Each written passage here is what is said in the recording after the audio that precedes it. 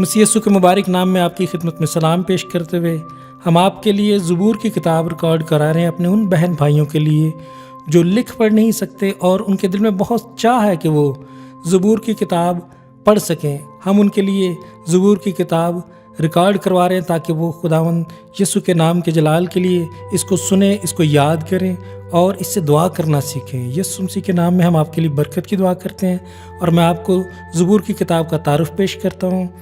زبور کی کتاب بائبل مقدس میں گیتوں اور دعاؤں اور مناجات کی کتاب ہے۔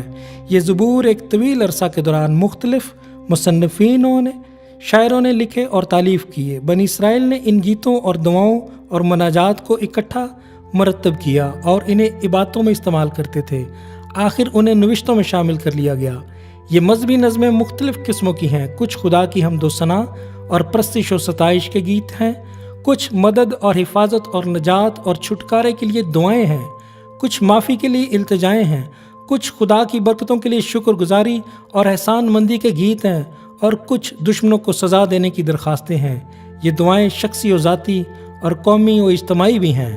بعض ایک فرد واحد کے گہرے شخصی اور دلی احساسات کو پیش کرتی ہیں، جبکہ دوسری خدا کے سارے لوگوں کی ضروریات اور احساسات کی نمائندگی کرتے ہیں۔ یہ زبور یسوع مسیح نے بھی استعمال کیے۔ نئے عہد نامے کے مصنفین نے انہیں اقتباس کیا اور یہ زبور مسیحی کلیسا کے ابتدائی دنوں ہی سے عبادت و پرستش کی گران قدر اور قیمتی کتاب بن گئے۔